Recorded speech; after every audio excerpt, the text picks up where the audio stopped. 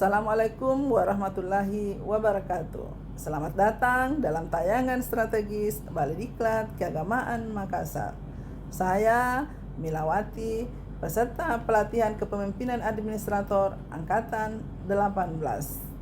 Kali ini kita akan menyelami bagaimana jejaring kerja menjadi kekuatan utama dalam pengembangan sumber daya manusia di bidang keagamaan.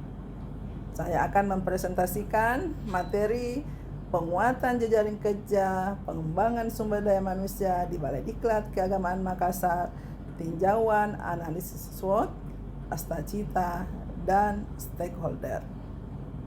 BDK Makassar sebagai garda terdepan pelatihan keagamaan di kawasan Indonesia Timur memegang tanggung jawab besar dalam meningkatkan kapasitas ASN dan non-ASN di lingkungan Kementerian Agama. Namun, di balik berbagai capaian itu, tersimpan tantangan penting. Bagaimana mengelola jejaring kerja secara efektif, sistematis, dan berdampak. Oleh karena itu, kita melakukan analisis menyeluruh berbasis metode SWOT, dikaitkan langsung dengan astacita Kementerian Agama Republik Indonesia dan dipetakan dalam kerangka kuadran stakeholder sebagai berikut. Dari hasil analisis SWOT teridentifikasi 5 persoalan utama. Pertama, belum adanya sistem digital untuk manajemen jejaring kerja.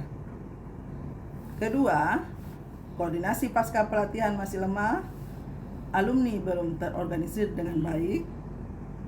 Ketiga, kapasitas SDM mengelola jejaring masih terbatas. Keempat, minimnya kerjasama lintas sektor.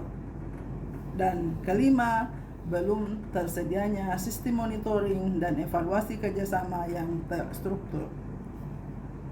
Persoalan ini bukan sekedar teknis, tapi sangat strategis karena berpengaruh langsung terhadap kualitas dan berkelanjutan hasil pelatihan. Uniknya, semua persoalan tadi berkaitan erat dengan 8 astacita Kementerian Agama Republik Indonesia. Ketika kita bicara tentang digitalisasi jejaring, itu adalah astacita ke-8, digitalisasi tata kelola.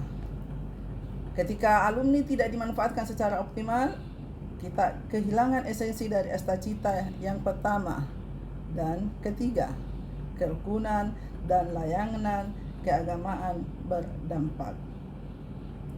Lemahnya kapasitas SDM, itu berarti kita perlu meninjau kembali implementasi astacita keempat, pendidikan yang unggul dan terintegrasi.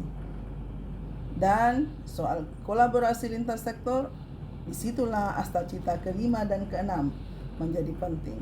Pemberdayaan pesantren dan ekonomi umat. Lantas, apa yang bisa kita lakukan? Pertama, kita perlu membangun sistem digital yang mengintegrasikan data alumni, mitra, dan aktivitas kerjasama.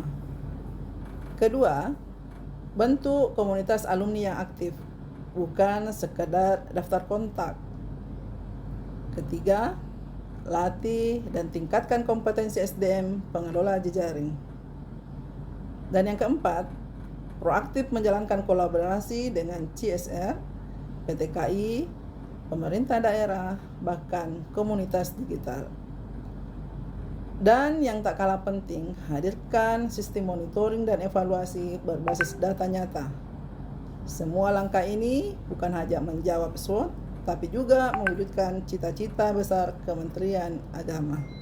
Namun, strategi saja tidak cukup. Kita juga perlu memahami sikap yang harus dilibatkan dan bagaimana. Melalui pendekatan Power Interest Grid, stakeholder kita terbagi dalam 4 kuadran, yaitu kuadran A, mereka yang memiliki kekuatan besar dan kepentingan tinggi, seperti kantor wilayah Kementerian Agama, Badan Pengembangan Sumber Daya Manusia, pimpinan Balai Diklat Pusat, dan pemerintah daerah. Maka perlu dikelola secara dekat, libatkan dalam perencanaan, evaluasi, bahkan sebagai ko-eksekutor program. Di kuadran B, ada pihak yang berpengaruh, namun tidak terlalu terlibat, seperti lembaga administrasi negara, badan kepegawaian negara, dan media pemerintah. Mereka perlu dipuaskan dengan dilibatkan dalam momen strategis.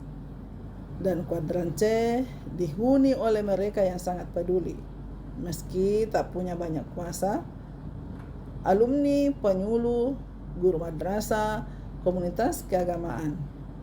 Mereka adalah jantung dari komunitas pelatihan. Jaga komunikasi, beri ruang kontribusi. Dan yang terakhir, kuadran D adalah mereka yang belum aktif namun tetap perlu dipantau, lembaga non-formal dan masyarakat umum. BDK Makassar bukan hanya institusi pelatihan. Ia adalah simpul, penghubung, dan penggerak perubahan.